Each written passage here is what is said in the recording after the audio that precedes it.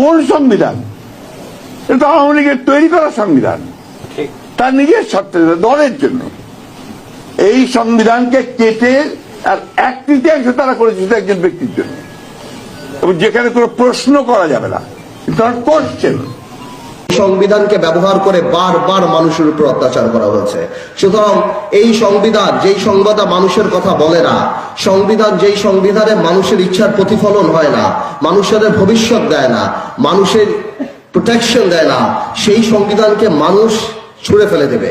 72 সালের রাষ্ট্র প্রতিষ্ঠিত হয়েছে যে সংবিধানের উপরে, সেই সংবিধান ছিল একটা ফ্যাসিস্ট রাষ্ট্রের কাঠামো, এবং সেইটার বিরুদ্ধে দাঁড়ানোর ছিল রাজনৈতিক কর্তব্য।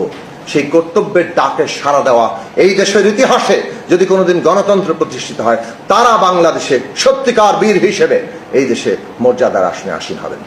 আর যারা আপোষ করেছিলেন তাদের স্থান ঐতিহাসিকভাবে নির্ধারিত হবে।